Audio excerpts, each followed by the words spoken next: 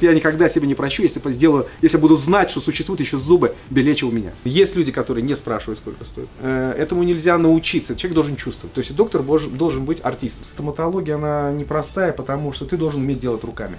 Понимаешь, это не таблетку об колено расколол, это от задницы, это от головы. Юрия, чтобы я сделал с его зубами, все бы сделал. Просим пациента закрыть, он чак-чак-чак-чак-чак-чак, ставит импланту хоккеисту, который еще играет до сих пор в НХЛ, и если ему попадает клюшка, то имплант вылетает вместе с челюстью. Все начинается из невидимого пространства, и потом становится видимым.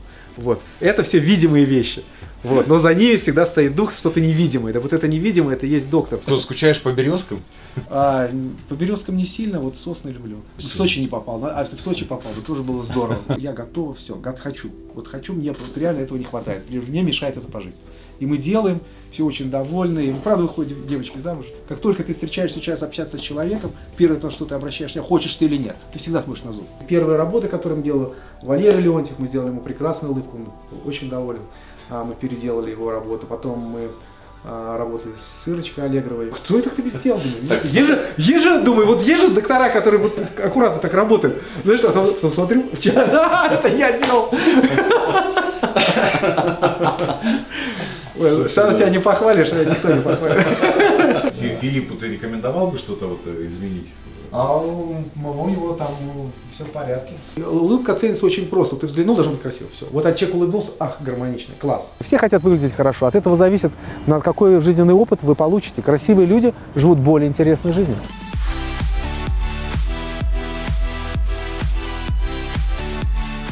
Голливудская улыбка – мечта миллионов. Это не только красота. Она меняет характер, помогает заключить выгодный бизнес-контракт. Никто же не смотрит там, где там, какую-то, что это коронка там. Да. Не, вот первое впечатление, все это вот здорово, класс, все. Почему вот люди делают голливудскую улыбку? То есть для себя, для, там, не знаю, для жениха, там. Также они делают как грудь, губы, уши, все остальные органы. А у каждого человека есть какой-то свой образ в голове. Соответственно, есть люди, которые пытаются, им важно выглядеть именно так, как они себе представляют. Ну, а что касается голливудских улыбок вообще, ну это твой статус просто. Ухоженный зуб — это твой класс, это то, что человек за собой ухаживает, это признак здоровья, это признак денежного благополучия. Это история настоящей американской мечты. Он создал успешный бизнес в Америке, приехав с $6 в кармане. Это все, что осталось после того, как он купил в один конец билет из Москвы. Что, скучаешь по Березкам? По Березкам не сильно, вот сосны люблю. Дмитрий Горбатов – один из лучших американских стоматологов. Уже 28 лет живет в США. И за это время он успел создать свой собственный бренд. Буквы DG – это не Дольче Габбана, а Дмитрий Горбатов – человек со вкусом и стилем, настоящий профессионал. Он закончил в Москве стоматологический институт имени Семашко. Это история типичной иммиграции начала 90-х. Я не хотел оставаться в Москве. Вот. Я хотел сразу, или я ехал в Сочи, или я ехал за границу. Значит, мы пытались уехать в ЮАР, там были очень хорошие условия. Но, к сожалению, произошла революция за 6 месяцев до окончания. И мы решили, что революция уже у нас была достаточно, поэтому участвовать в ней не будем второй раз. Вот. И один из моих пациентов, он уехал в Штаты за год до, где-то в 91 году, вот, Константин. И он мне сделал гостевое приглашение, и я поехал в посольство после вечеринки одной. И было человек 20, наверное, оплаивались на получение визы, и всем отказали, я единственный получил, потому что не знаю, чем я приглянулся. Вот, судьба. И все, и я отгулял, да, и в ноябре сел, 3 ноября прилетел в Нью-Йорк к своему другу, и все, я остался. То есть в Сочи не попал, а если в Сочи попал, то тоже было здорово. Оба правильных места было, кстати. Да. Я только буду жить в Сочи, больше нигде. Таких, как он, много приезжает в Америку, но не всем, как ему удалось здесь себя найти. Стоматологические школы в США и России сильно отличаются. Нужно было заново учиться, получить американскую лицензию и диплом. Скажи, учиться было тяжело? Шикарная школа. Нью-Йорк университет, шикарная школа. Не то чтобы тяжело, как бы, Просто самое главное, чтобы ты знал хорошо язык. Безусловно, знание языка и быть коммуникабельным, понимать отношения, понимать американцев, соответственно, понимать их attitude, понимать их подход к бизнесу, к делу вообще, как все делается. Вот. Мне было легко учиться. Я с удовольствием, я люблю учиться. Ну, а вот эти школы, две разные школы? Абсолютно, небо и земля. Чем небо они и земля. Ну, совершенно другой подход совсем. В России, ну, в мои времена, я не знаю, как сейчас, но в наше время нас учили быть, в первую очередь, медицинским доктором. То есть мы были общим доктором. Мы знали все операции, мы знали все роды, все полостные операции. То есть, в принципе, поскольку мы военнообязаны, если в случае военных действий, мы должны быть не стоматологи, а мы должны быть врачами. Вот. Вот. Соответственно, нас сначала учили всему общему, как обыкновенных докторов, а потом мы уже специализировались в стоматологии, там уже конкретно занимались какими-то вещами. Вот здесь же этого нет абсолютно, они совершенно игнорируют, они знают только голову. Вот здесь противоположность там учат у нас, то есть они тут понимают только зубы, все остальное они как бы скипают, их ничему остальному не учат. Поэтому стоматологи, американская школа, я считаю, что это не совсем правильно, они не понимают связь рта, все, что здесь находится в голове, с остальным телом. Они абсолютно не связаны. Он всегда мечтал жить на курорте, и вот его мечта сбылась. Майами – столица не только американского, но и мирового отдыха. Красивые люди, которые со всей планеты приезжают сюда. Я считаю, что нужно жить на курорте. Потому что каждый день должен быть праздник. Вот ты, допустим, чем бы ты ни занимался, ты вышел на улицу, и ощущение праздника, хорошая погода, люди улыбаются. Эти каждый день, каждый вот этот, там, 2-3 часа на улице ты проводишь, и вот это ощущение праздника, курорта для меня очень важно. Термин «голливудская улыбка» был придуман в 30-х годах прошлого века на конференции стоматологов в Калифорнии в 1937 году. Один из врачей призвал своих коллег обращать внимание не только на физическое состояние, но на эстетику зубов. Впервые прозвучало, что сияющая улыбка и прямые белые зубы отражают личность человека и даже могут ее изменить. Вот на этих фотографиях это вот идеальная голливудская улыбка у людей, вот за твоей спиной? Вот, нет, конечно, это просто модель, это молодая девочка, у нее просто ее собственные зубы. Вот, это больше эти фотографии больше рассчитаны, чтобы людей, знаешь, вдохновить, чтобы это сделать, как красиво, да, чтобы они смогли посмотреть на эту прекрасную девочку и подумали, каким-то образом свой имидж перенести в нее и решить, да, если у меня были такие зубы, наверное, было тоже классно там. Понять желание клиента, помочь ему сделать выбор, а самое главное – потом реализовать. Часто очень ориентируются даже не по качеству доктора, а по цене, кто им даст лучшую цену. Это одна часть клиентов ведут себя таким образом. Другая часть клиентов, которые заинтересованы, чтобы все было хорошо, правильно, точно, они не ориентируются на деньги, и они ищут доктора, который действительно специалист, который разбирается в этом. Я понимаю, что работа дорогостоящая и так далее. Здесь нужно вот найти этот баланс, чтобы доктор был правильный, человек, который действительно специализируется. Я знаю, что можно пойти к любому доктору и спросить его, делает он косметику, вы всегда получите 99,9% ответ «да, конечно, я делаю все». Вот, но это не совсем так, ну, что значит делаюсь? Вот, потому что косметика, этому можно научиться как бы чисто теоретически, но на самом деле в практике человек должен чувствовать то, что он делает. Он должен быть действительно тонким человеком, понимать красоту, чувствовать человека, чувствовать его характер, чувствовать его, что он хочет, как отразить в вашей улыбке ваш характер, чтобы это была ваша улыбка, а не просто белые зубы. Вот в этом таких людей не так много. Так как в любой специальности, кто бы это ни был, или это художник, или это артист, или это, не знаю, слесарь, не имеет значения. Многие обещают, но не всем удается. Дмитрий Горбатов гордится каждой своей работой до сих пор. В Италии, если девочка приехала, 23 года, она говорит, я хочу голливудскую улыбку. Я говорю, кто твой папа? Ну, кто родитель? Она говорит, у меня папа в Риме доктор, у него там 2 клиники. Я говорю, почему папа? Она говорит, он не делает голливудской улыбки, он может тебе там сделать какие-то коронки и так далее, но он не понимает концепцию. Я хочу, чтобы было вот так. Она интуитивно знает, что должно быть, я хочу выглядеть вот так. Соответственно, мы знаем, как это сделать, мы знаем все элементы голливудской улыбки. Это не просто виниры, это не просто коронки, это определенная их позиция, определенные размеры, это целое искусство сделать так, чтобы человек это гармонично смотрел. Среди его клиентов звезды шоу-бизнеса, известные спортсмены и серьезные бизнесмены, имена которых он, впрочем, не хочет называть. Филиппу ты рекомендовал бы что-то вот изменить?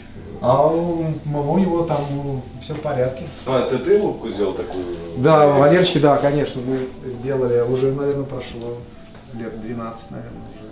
То есть это твоя, наша работа от начала до конца, да. Приехали в 2001 году, открылись, тут же 2 практики, и начал заниматься косметикой. Первые работы, которые мы делали, Валерий Леонтьев, мы сделали ему прекрасную улыбку, он очень доволен, мы переделали его работу. Потом мы работали с Ирочкой Аллегровой, тоже очень интересная работа, красивая, и Ира очень яркий, красивый человек, талантливый. Вот. И работали с Игорь Крутой, делали с ним знакомые, тоже удивительно прекрасный человек, красивый. Вот. И множество, сделали огромное количество вот как раз в те года, когда был подъем финансовый во всем мире, в России, соответственно, было очень много пациентов оттуда в то время, не было никаких санкций. Вот. И мы сделали очень большое количество прекрасных, красивых работ, интересных. Вот. Есть что вспомнить. Да. Хорошо. Поставить пломбу сможет каждый стоматолог, а вы попробуйте воплотить в жизнь голливудскую мечту. Стоматология, она непростая, потому что ты должен уметь делать руками. Понимаешь, это не таблетку об колено расколол, это от задницы, это от головы, раздал, все нормально. Вот, соответственно, ты должен продать, ты должен быть бизнесменом, ты, соответственно, должен вести бизнес, вот, ты должен уметь рассказать, что ты делаешь, ты должен уметь сделать так, чтобы люди тебя поняли, чтобы они пошли на это лечение. После этого, то, что ты обещал, ты должен сделать. Вот, и не на словах, а руками сесть, все это подготовить, потом проконтролировать эту работу в лаборатории, чтобы лаборатория поняла, что ты хочешь от них, чтобы они могли это скопировать и сделать то, что ты их просишь, потом ты эту работу должен поставить пациенту.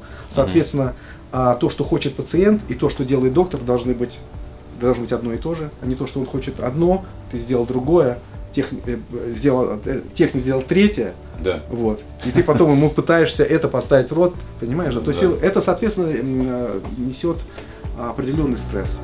Место для своего офиса в пригороде Майами Дмитрий Горбатов выбрал не случайно. И сейчас вы поймете почему. Этот флоридский город называется так же, как и район в Лос-Анджелесе Голливуд. Именно сюда со всего мира к нему приезжают за голливудской улыбкой. Вокруг отличные гостиницы, где селятся его клиенты. В самом офисе большие светлые кабинеты, вид на океанский пляж прямо из окна. Ты любишь совершенство и красоту, да? Да, совершенство, мы к нему стремимся, скажем так, безусловно. Вот. И дизайн офиса был создан таким образом, чтобы было больше света, поскольку мы делаем много косметики. Я всегда сторонник того, чтобы было как можно больше, чтобы большие были оператории, хотя многие доктора пытаются сэкономить, там делают маленькие оператории и так далее. Я не сторонник этого. Я считаю, что я спрашивал пациентов, как они себя чувствуют лучше, когда сжатое пространство или пространство более открыто.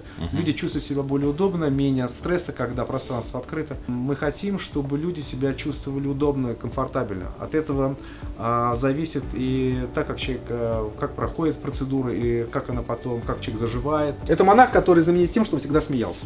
Приходил, и люди собирались вокруг, смеялись и давали ему подаяние, там, золото, там, все что угодно, наверное. Это классная идея. Классная идея. Просто смех. Смех — это лекарство. В этом весь Горбатов. Так же, как и в своей профессии, он очень внимателен к мелочам. Понимать пациента, он должен иметь хороший анамнез, потому что разные люди. Если он, допустим, делает зубы и, допустим, ставит импланту хоккеисту, который еще играет до сих пор в НХЛ, и если он попадает клюшкой, то имплант вылетает вместе с челюстью. Вот. Поэтому хороший доктор никогда этого не сделает, а возьмет, там, поставит или мосты, или сделает съемный до тех пор, пока тот человек не закончит играть и идет на пенсию заслуженно. Вот. То есть это важно. Я считаю, что самое важное во всей этой истории — это доктор. Все эти игрушки, все эти машины помогают нам просто, во-первых, ускоряют по времени, чтобы работа была сделана быстрее, чтобы она была сделана точнее. В 20 веке эталоном голливудской улыбки стала белоснежная улыбка Мерлин Монро. Мало кто знает, что безупречные губы в форме лука Амура и идеальные зубы – это не дар природы, а заслуга американских врачей. В среднем такая работа занимает от 10 до 14 дней. Я говорю о том, если сделать полностью весь средств, сделать всю косметику. Вот. Иногда это можно ускорить за счет того, что люди присылают свои снимки по интернету, присылают свои фотографии, мы уже планируем кейс частично. И когда они приезжают, мы уже как бы мы в теме. И в нашем случае у нас отличная комбинация, прекрасная погода, Майами, движение и плюс косметика. И, соответственно, все здесь располагает к тому, что выглядеть хорошо и иметь прекрасную улыбку. То есть мы как бы в тренде и в правильном месте, и с правильленным продуктом. Я вижу тут просто очень много спортивных машин прям стоит. Это каждый дантист ездит на Феррари или это твое индивидуальное Нет, хобби? конечно, нет. Я не поклонник спортивных машин, честно скажу. Я люблю большие, чтобы были удобные, такие, качаются. Вот. А мне просто спортивные машины, это всегда как произведение искусства. Они все уникальны. Соответственно, мне кажется, что наша работа в какой-то мере тоже уникальна, потому что каждый пациент требует своего индивидуального подхода, каждая работа, каждая улыбка, которую мы создаем, она тоже уникальна и в принципе, неповторима. Вот. Соответственно, есть такая цель. Когда я смотрю на эти машины, я понимаю, что нужно сделать красиво и правильно. Дмитрий требователен не только к интерьеру офиса, оборудованию, техникам, материалам, но и к самому себе. Ну нормально. Нормально. Нормально. Да. Серьезно. То есть ты так между пациентами приходишь? Да, иногда, да, я так это. У меня там еще турник стоит сзади, так что можно на турнике позаниматься. Серьезно? Сказать? Пойдем. Да, пойдем. Да, обязательно. Один-два раза подошел, и уже огромная разница. Когда-то в Москве он занимался бодибилдингом, но сейчас эти времена уже позади. Напоминание о них – плакаты из первого издания книги Арнольда Шварценеггера на русском языке. Благодаря китайской гимнастике и турнику в дальней комнате его медицинского офиса он в отличной форме, как и положено врачу. Делаю так, чтобы у меня мышцы всегда были мягкие, не забиваю их. Ага. То есть я не подтягиваюсь там много. Я могу там, если напрячься, там, раз 12-14 потянусь. Без вопросов. Широкий вклад. Да. Ну так, без халтуры, конечно. Да, медленно. Класс вообще, слушай. Да, очень классно. И ты плюс стретчинг, мы же сидим, знаешь, позвоночник, ты должен его распрямлять периодически для... Чтобы энергия двигалась, да, чтобы ты не там застоя не было. Вот, раз, размялся и пошел. В его офисе возле картин самурайский меч.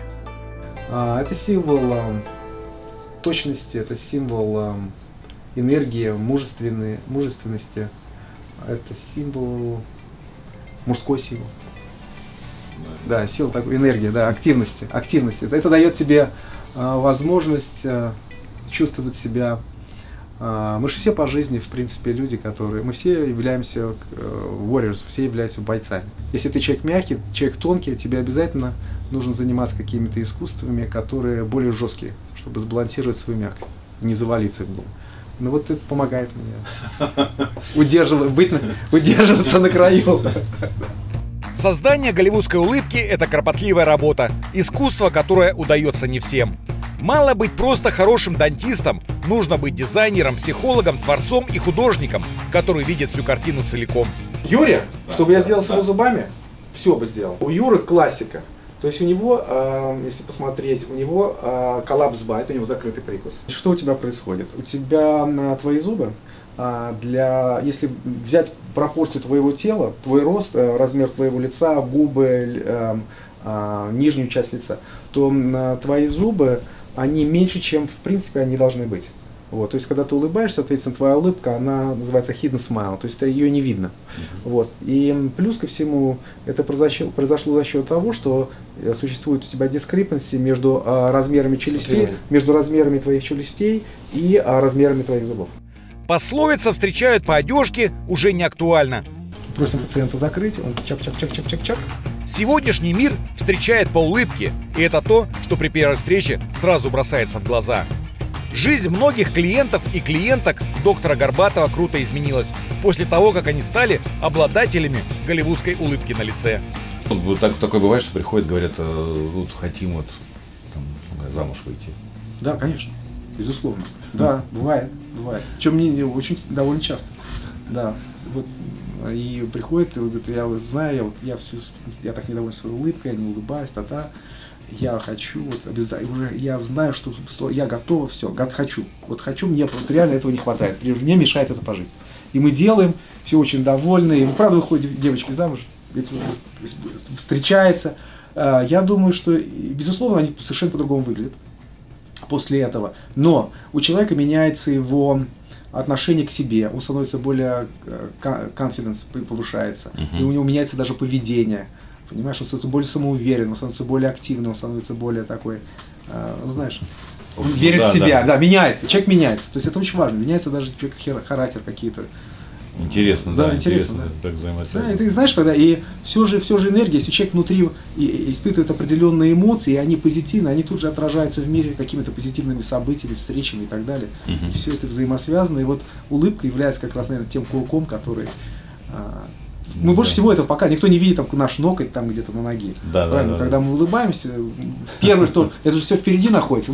Как только ты встречаешься сейчас общаться с человеком, первое, то, что ты обращаешься, хочешь ты или нет, ты всегда смотришь на зуб.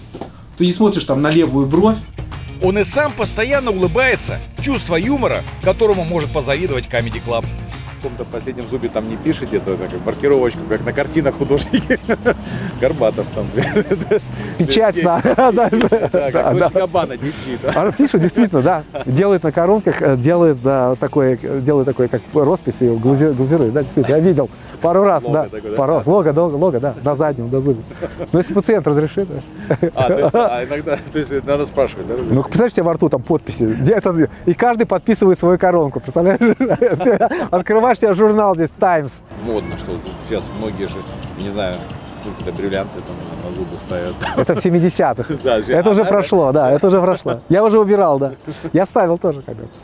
Да, ну нет, тенденция только одна, чтобы как можно материалы, которые мы используем, и технологии, которые мы используем, чтобы они были наиболее biocomparable, подходили с организмом человека, чтобы они подходили, чтобы мы не перестали использовать любые металлы, мы не используем никакой металлокерамики уже последние 14 лет. Практически все стараемся делать на керамике или на цирконе.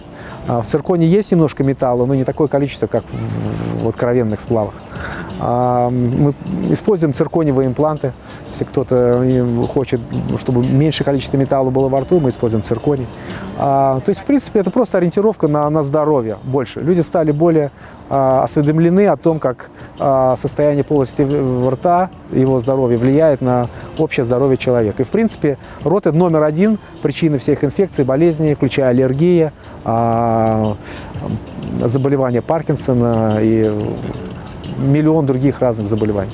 Особенно любые металлы, которые во рту, значительно влияют на состояние организма и на продолжительность жизни человека. Голливудская улыбка – это сочетание многих деталей. Виниры, импланты, коронки, прикус – все имеет значение. Не только расположение, но и белизна зубов. Есть два варианта